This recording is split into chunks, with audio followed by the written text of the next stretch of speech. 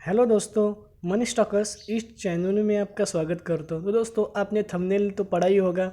तो मैं आज इन्फोएज इस शेयर के बारे में आपको बताने जा रहा हूँ।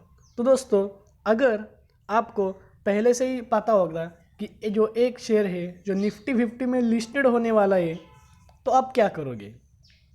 तो मैं तो दोस्तों इसे लोअर लेवल से बाय करके अभी होल्ड कर रहा हूँ दोस्तों। तो आप फर्दर विचार कर सकते हैं। तो दोस्तों, आगे बढ़ते हैं।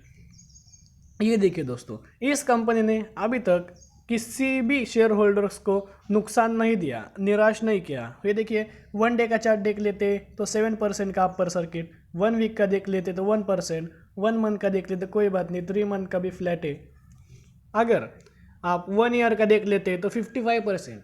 और दोस्तों, ये बुरा नहीं है, लेकिन अगर आप एफडी या म्यूचुअल फंड रख लेते तो ये आपको देता है 7% या 8% का प्रॉफिट देता है। लेकिन ये देख लीजिए, 2 ईयर्स का 144%, 3 ईयर्स का 200%, 4 ईयर्स 300%, 10 ईयर्स का 1000%। दोस्तों, अभी तक आपने देख लिया, ये एक कंपनी ने अभी तक किसी भी शेयर होल्डर्स को नुकसान नहीं दिया या निराश नहीं किया। तो दोस्तों, आगे बढ़ते हैं। दोस्तों ये देखिए, high institutional holding at 51.99%. These investors have better capability and resources to analyze fundamentals of companies than most retail investor. ये देख लिया दोस्तों। तो दोस्तों, मैं आपको एक सवाल पूछने वाला हूँ कि जो एक कंपनी है वो है 10,000 की और दूसरी कंपनी है वो है 8,000 की। तो दोस्तों, आप कौन सी कंपनी में जाएंगे। तो अगर रिटेल इन्वेस्टर सोचते हैं तो वो 8,000 की कंपनी में जाएंगे, क्योंकि यहाँ 2,000 रुपीज़ का गैप है। दोस्तों, मैं इतना ही कहने वाला हूँ कि अगर ये 8,000 की कंपनी अगर कुछ परफॉर्म नहीं करती तो लोग क्या बोलेंगे कि चलो हम 10,000 में जाते हैं। अगर ये एक्सपेंसिव भी मिला तो भी मैं लेने के लिए तैयार हूँ। क्या मैं बोला दोस्तों, ये अगर एक्सपेंसिव भी मिला तो भी मैं इस कंपनी को लेने के तैयार हूँ। दोस्तों, इतना ही मैं कहना चाहूँगा और आगे बढ़ते हैं। तो इस शेयर का नाम है इन्फोएज। तो ये देख लीजिए, 1 डे का चार्ट 7%, 1 मंथ का चार्ट तो फ्लैट है, कोई वजह नहीं। 6 मंथ का चार्ट या 6 मंथ में 2,300 पे था और अभी 3,600। देख लीजिए क्या गजब का मूवमेंट। ये देखिए, आपको पता है कोविड-19 की वजह से सभी शेयर गिर गए थे, तो ये भी गिरा। तो पहले था 2,600 और अब गिर के 1,600 पे चला गया था और फिर रिकवर होकर डबल का गजब ऊपर चला गया। तो देख लीजिए, मैक्सिमम का चार्ट देख लेते हैं। तो दोस्तों, अगर शेयर्स, आपको मैं एक बात बोलना चाहता हूँ, कोई भी शेयर सीधा फ्लैट ऐसे ऊपर ऊपर नहीं जाता, वो धीरे धीरे से ऊपर नीचे ऊपर नीचे ऊपर नीचे के फ्लैट फिर ऊपर जाता है। तो ये शेयर की, हर एक शेयर की यही मूवमेंट होती है। तो मैं यही समझाना चाहूँगा कि ये शेयर भी ऊपर नीचे वही शेयर है जो ऊपर नीचे करके ही ऊपर जाता है। तो आगे हम मनी कंट्रोल इस वेबसाइट पे जाके देख लेते।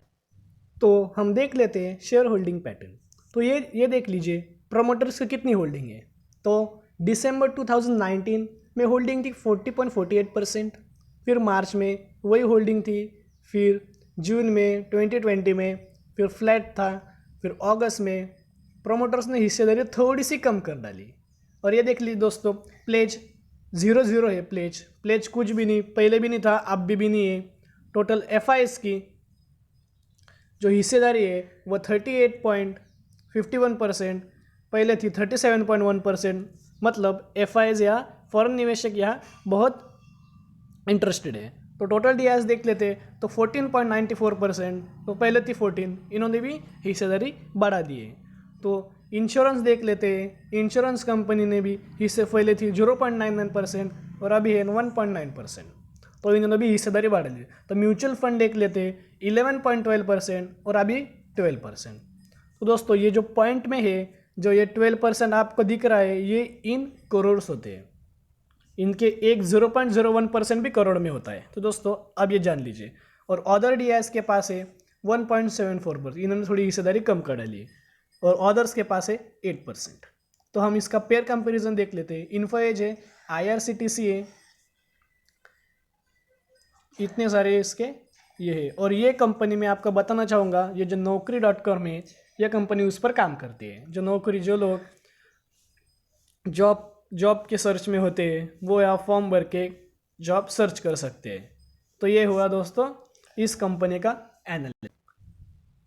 तो मैं आपको एक बताना चाहता हूँ, अगर आप पहले जैसे शुगर इंडस्ट्री में जाते, टेक्सटाइल इंडस्ट्री में जाते या कोई भी कोल इंडस्ट्री में जाते हैं, तो आपको पता है शुगर इंडस्ट्री, टेक्सटाइल इंडस्ट्री और कोल इंडस्ट्री के अब भी इस ट्रेंड में क्या कंडीशन है।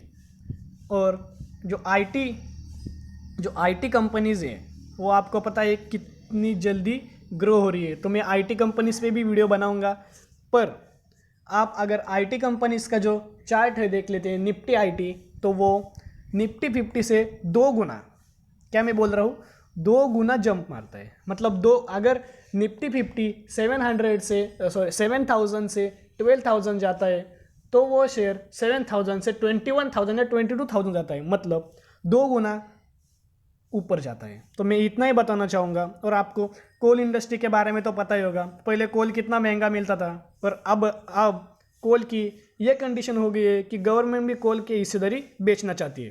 तो ये आपको पता ही होगा।